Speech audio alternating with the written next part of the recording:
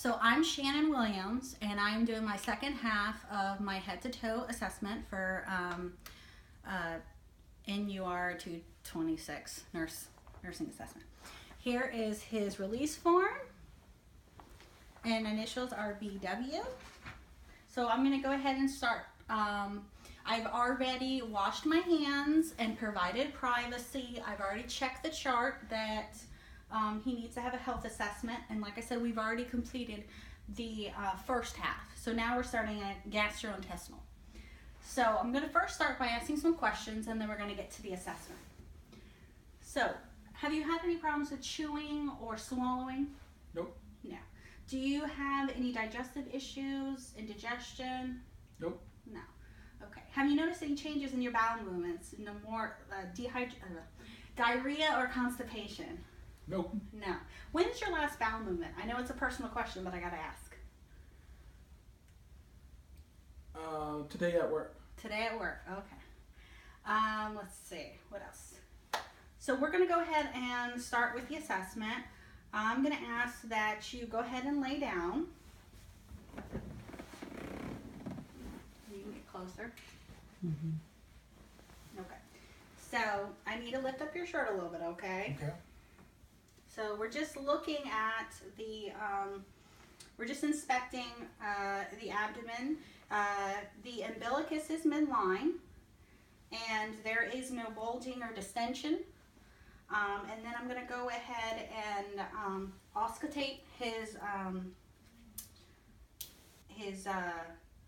bowel areas, starting with the right lower quadrant.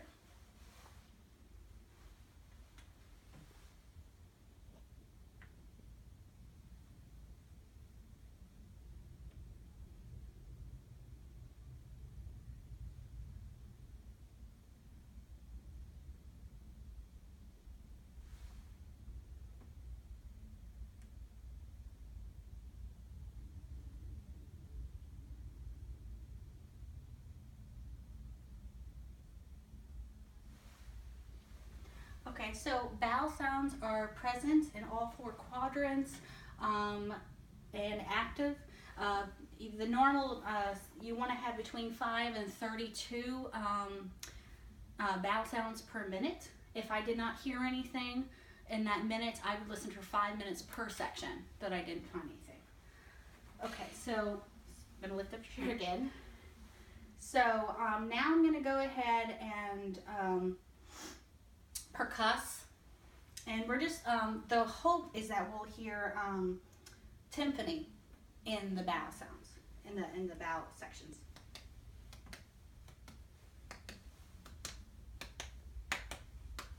Okay, so there's timpani in all of the four quadrants, and I'm going to go ahead and lightly percuss. Might as well just keep this up. So let me know if you have any tenderness. So I'm just going to lightly palpate. Let me know if you have any tenderness.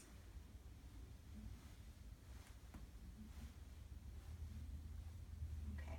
So no noted tenderness. I don't feel any masses. I'm going to go ahead and check your bladder. Did you already go to the restroom? I don't want to palpate it when it's full. No. Are you good? I think I'm good. Okay. So I'm just going to, right here, I'm just pushing down, trying to push down on the bladder, and it should be not palpable, which it's not. Okay. So now I want to, that's it for that part. Have you had any recent falls lately? No. Do you have any impairments with walking? No. No. So I'm going to go ahead and have you squeeze my fingers. Good, stop. So grips are present and equal bilaterally. Can you push against my hands? Thank you. Good. Can you pull against my hands? There we go. And then I'm going to go ahead and have you push against my push your feet down. There you go. And then push your feet up. Good. So the dorsal flexion is intact and equal bilaterally. At this point, I would go wash my hands.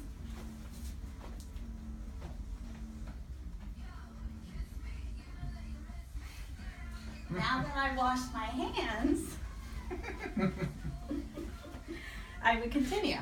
Okay, so I'm gonna go ahead and I don't have my reflex hammer with me, but we're just gonna go through the motions if I had the hammer. So I just want you to lift up your arm and just go dead. There you go. So I would take my hammer and hit him right here, and his arm would jerk just a little bit. And then I would check the other arm, and his arm would be dead weight, and I would hit it here, and it would jerk. Then I would have his hands like this. I would hit him here, and then he would jerk. I'd hit here, actually here, and it would jerk. Okay. So I'm gonna go ahead and have him stand up.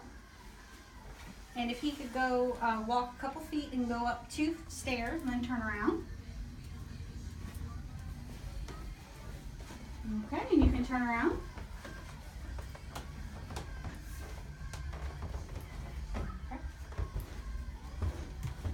So as he was walking, I was assessing. His gait is even. His swing is even. His posture's good. And obviously his balance is good because he was able to go up the stairs and down without any difficulties. Have you noticed any changes in your activities daily living? Has there been any difficulties with bathing, showering, doing errands? Nope. No. Okay. Let's see. What else?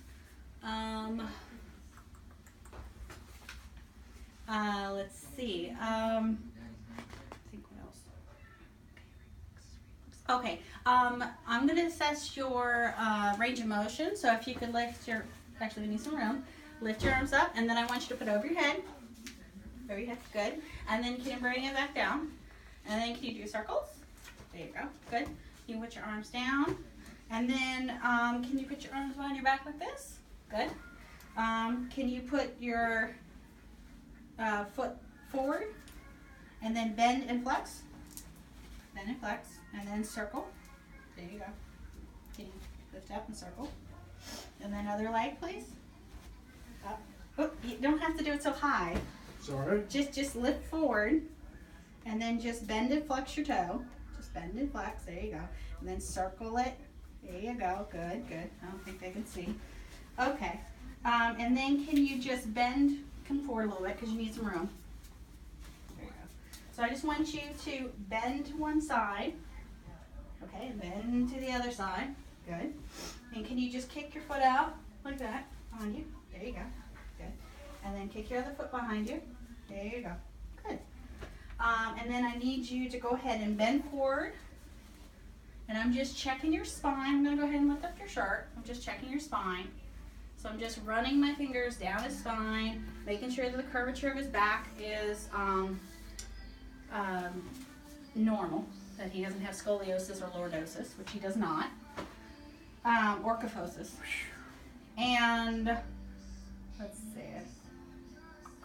So I would assess his muscle strength at a 4 and his reflexes at a 2, which is normal. It's not hyperactive. That's it for the musculoskeletal. So we just have a couple more questions. Have you noticed any changes in how often you urinate? Nope. No. What is the color of your urine normally? Yellow. Yellow. Is it a light yellow or a dark yellow? Sometimes light, sometimes dark. Okay. Is it ever cloudy or anything like that? Nope. No. Okay. Do you ever have any burning or pain when you urinate? Nope. No. Okay, good. Okay.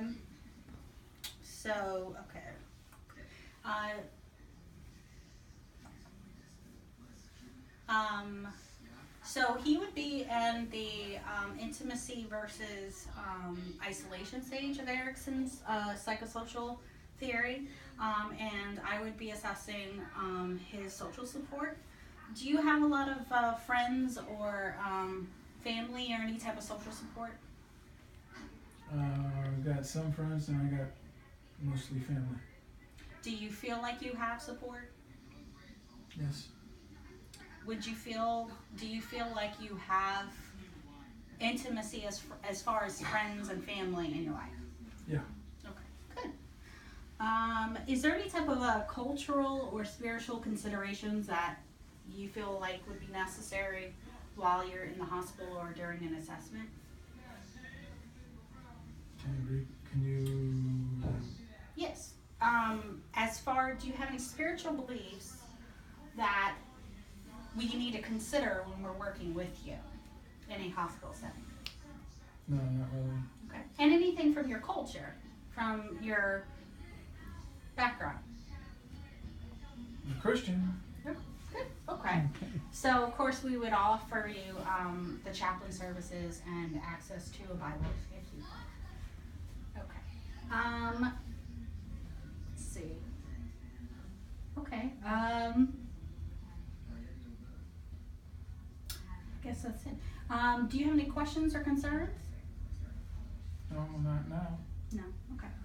So I would, if we were in a hospital setting, I would raise up the bed rails and lower the bed to the lowest position. I would lock the brakes. I would give him his call bell, and I would then leave and wash my hands and document. The end.